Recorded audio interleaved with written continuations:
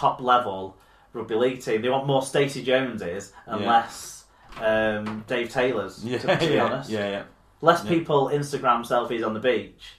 More people in the workhouse coming up with new plays, coming up with getting players around them to be more professional and sharper at what they do. That's what I think about the Carolina side anyway. Right, okay. Saturday also had another game. We talked about it a bit in the news. It was Hull KR 31, Widnes 12. It was 10-2 at half-time, and then things dropped off even more for the Vikings with the injury issues. Good crowd of 7,260 at this game. James Child was the referee. Just a couple of fan views on this one from each side. Yeah, Tim G Radio, Hull KR fan. Vital points against the rival for the last place in the 8. First half, pretty rubbish. Second, and classic post-Easter blowout. Yeah, and Neil McEwen said, another spineless performance for Widnes. Yeah, we got 4 injuries and played with no subs for the last 30 minutes, but we consistently reward average players with bad injury records with new deals. After Brown left, the club realised Gilmore wasn't up to it, so they signed Rangi. He gets banned, so the club have not replaced him. 2 seasons without a half-back partner for Mellor. James Rule only asked with community projects rather than the team. Don't take anything away from them with the community stuff they're doing. The NHS, beat the scrum stuff is great. The way that they're bringing young players through is great, and the way that they're getting kids and stuff into the games is great. Yeah. But Neil's got a point on Widnes that I think is it was kind of we picked up on it when we were talking about Danny Craven, weren't we? It just the way that they're sort of giving some players 2-year contracts and not bringing in. They've never replaced Brown. Obviously, they tried to with Rangi Chase eventually, but that was destined to fail before it started, wasn't it? Sadly, and they're absolutely crying out for it because they have got some good players, haven't they? They've got some decent performers, I think. Yeah, I've always liked Reece Hambury when he's got the ball. Joe Mellor is. I mean, the try he scored in this game was, slippery as anything, and the kind of try that Joe Mellor scores that a lot of other halfbacks in Super League don't score, really, because he's just got such a slender way of just slipping off people. He's deceptively strong, deceptively quick, and really, really talented at spotting where he needs to go on the field, and that was what this try totally showed for them. But everyone likes Matt Whitley who's come through, but they've got a lot of players who haven't kicked on as well in their careers. I look at Greg Burke and think he could have been a great ball playing loose forward, but it's kind of fell into being a prop, and I don't think he's kicked on. Jordan Johnston hasn't elevated his game, even with young Danny Walker behind him in the kind of reckoning, kind of should be pushing him, but it doesn't feel like, for me, that Jordan Johnston's pushed on his performances anymore. People like Craven and Gilmore are settled. They've almost got jobs for life because they're not going to sign anyone better. Yeah, I agree with what you're saying there. Yeah. So, is there do you think that James Rule is just obsessed with the community projects, and because they do, like you say, they do some great stuff in the community? But I just think they don't have the spending power. The crowds are starting to slip a little bit.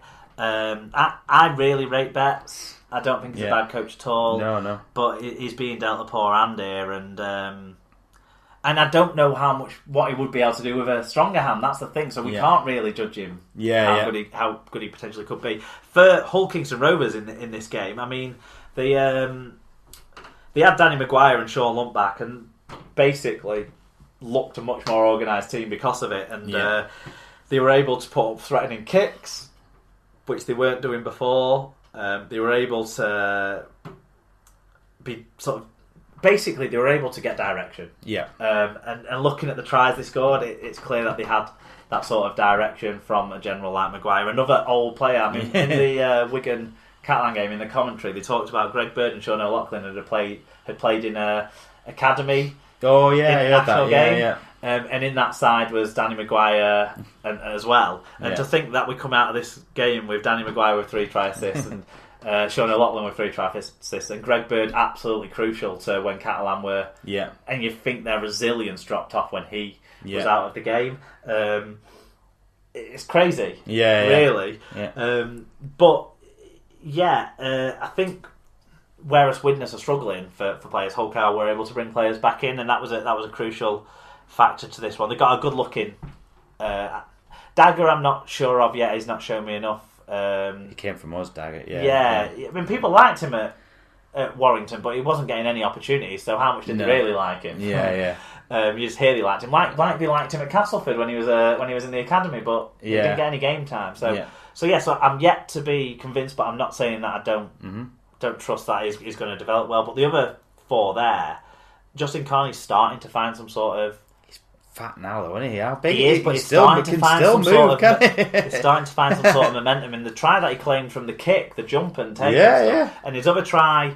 He got up on the shoulder of Maurice Blair, who another old set of legs, that's looking a bit dumpy, but managed to break away from a Widnes mistake. So that's all looking good. Heffernan came in on a great line. I like Heffernan. I think he's a really good player. Yeah, because we're playing him this weekend. I worry about that side. I think he's a really good player. He'd be up against Goodwin and Curry. So actually, you probably got that covered. Well, you said, yeah. Right, yeah. So that's kind of all I had on this one. It looked like that was kind of the injuries were a telling factor that meant Widnes couldn't really keep it up. And when your injuries are to your half-back and then half your front row in the third Easter game, you're gonna struggle. Plus the shock of that leg injury to the young kid. I forgot his name, Keenan Brand. So early on in the game, it's gonna set you back, but emotionally as well. So I don't know, a tough one for Widnes, but good win for Hull KR, and it means that now that it's really closing in this what's going in the second half of the season. This race for 8, it's going to be huge. I agree. Okay, stats. It was closer on the numbers than the scoreboard. Only one error and one penalty either way, with the same team tackle success and both sides getting 8 clean breaks. But Rovers were able to make it count with 5 tries to 2, as Widnes couldn't take their chances. Something that is going to be affected by mixing your half-backs and your centres and that sort of stuff up as the game goes on. Total metres made was better than metres per carry made here, because Hull KR won the first in total metres. Widnes won the second in terms of metres per carry. And as an aside, this game had the most runs from dummy half of any so far this year with 50. Right. Quite a lot of the most so far in this round. So that's an interesting one. So who was playing hooker for Widnes? They've lost all the hookers, isn't they? Well, it was Aaron Jeremiah and Jordan Johnston off the bench as well. But often these days you find the big dummy half stats come out of the outside backs in exit sets, and Justin Carney does that a lot. I think I'm guessing Ryan Ince and Ed Chamberlain were trying to do that a lot, try and impress as well, I would guess. And Charlie Runciman must have done that quite a bit, because he's made big metres, as we're going to find out in a second. Justin Carney, 2 tries, 6 tackles, 192 metres. James Greenwood grabbed a nice looking try off the shoulder of Danny Maguire, 138 metres, 3 successful offloads for him, so he bounced back from a kind of poor Easter, I would say. Maurice Blair with a try assist, 144 metres, 2 clean breaks. Danny Maguire, 3 try assists and 3 successful offloads. For the losing Widnes side, Alex Gerrard worked really well. She got 46 tackles and 12 marker tackles for Stevie's wife there. Sam Wilde worked hard. Sam Wilde's tackling stats are off the charts this year. He put in the most tackles over Easter, and is back for more in the third game. 45 tackles, 11 of which were marker tackles. Chris Houston went both ways. 48 tackles, 10 marker tackles, 140 metres for the oldest looking man in Super League. And Charlie Runciman, 148 metres. So did his job getting meterage for the Vikings. Okay, we're moving to Sunday. A couple of West Yorkshire derbies, and we start with Huddersfield Castleford, which was the highest scoring game of the round. I expected more scores like this one and the one at Catalan, where both teams scored over 20 points. 28 points to Huddersfield, 40 points to Castleford, who maybe had it won at half-time at 28-6. 5,946 saw Ben Failer be the referee in this one. And do you want to start on the fan views, because we had a few Cass fans get in touch here? Yeah, Adam Conley 87 said, half-assed performance against possibly the worst Super League team of all time, but win's a win. Need to start upping intensity and finish teams off after going way in front. Man of the match, Alex Foster never fails to give 100%. Milner turning into a penalty machine, needs a few weeks off. He got sin-binned for throwing a punch, I think, at Adam O'Brien, is what I understand was the reason for that. Fatboy Rob said, a champion display in the first half meant the champions went in 28-6 up at half-time against the 2013 champions. Eden rounded off the half of a try and a limp off. In the second half, we looked more like runners-up as Huddersfield came back into it, ably assisted by Ben fucking Thaler, who did his best to even up the penalty count, like he does every week. Overall, a deserved win for the champions, #champions, #don't edit this. And Ollie Smith said, listen to this on the radio while doing my dissertation, but sounds like in the first half, Huddersfield's penalties cost them and our attack was back to form and could easily have had 2 to 3 more tries. However, another poor second half from Cass let Huddersfield back in and cause a nervy finish. Come on, you Fords. Or #come on you Fords. I want to hear more about Ollie's dissertation. Good luck with that. Ollie's been relatively quiet this year because he's been focusing on his studies. Good lad that he is. So I'm expecting that after big celebration time when he graduates, we'll get some more stuff in from Ollie. So that'd be cool. The penalty count ended up 10-8. Castleford giving away. Which way around was it? Well, I'm not sure which way.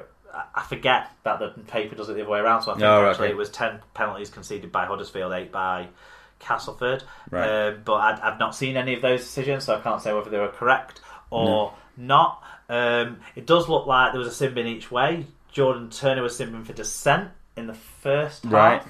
And in that period, Castleford only scored 1 try, actually. They'd stormed out already, though, to an 18-0 lead.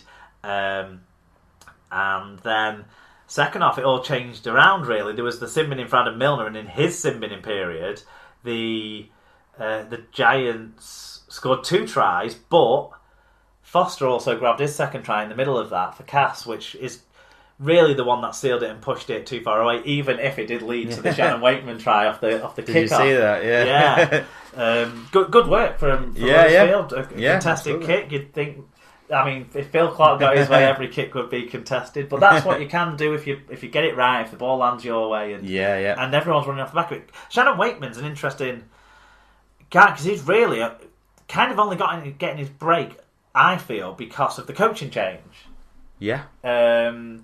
So I'm guessing they've wanted to get everyone back in, make sure they had a fully fit squad to select from, and give people a chance. And he's impressed, I think. He's done decent, not amazing, but better than maybe the 4th prop was doing before. Before that. So I think that's a fair shout. They got the twins playing on the wing. Is it Innes? I forgot. The senior twins. Innes scored 2 tries. Big lad, sort of tall lad, isn't he? Like he reminded me a bit of not in his playing style, but I was kind of looking at him. Corey Oates, who plays for the look Brisbane. Of him, you're right. Well, the look of both of them. But Innes and Louis Senior, and Innes was the one that got the glory in this one on that left wing, and decent finishes, particularly his first one. His second one was a little bit more comfortable. The play inside him had given him a bit more space for an overlap, but he got a couple of Albert Goldthorpe points, I think, out the match. But, he has done, he has done, which is is good for him. Also, one player that on the highlights that looked a bit out of it for me was Jared Simpson. Right. And he's another player that I'm worried maybe isn't going to kick on. Yeah. He's really skillful with the ball. He's just so small. And it was the Eden try where he completely got outpaced by a man who pulled a muscle. So if that's what's going to happen, you're kind of worried there on that regard. Shenton's try looked a nice line by him at the end to polish things off. He should have. He shot through a big goal. But I think Huddersfield were obviously. Darryl Powell was really angry after the game. He was listening to this on the radio, driving back across the M62, and he was really pissed off about the second half performance. I think he feels that's something that's costing them, or that they seem to keep doing over this season. Well, we haven't talked a lot about second halves actually, which we could have picked up in the Wigan game. Because Wigan have won every single second half they've played this season. Yeah. So it's no surprise that they came back against Catalans and have got the biggest plus-minus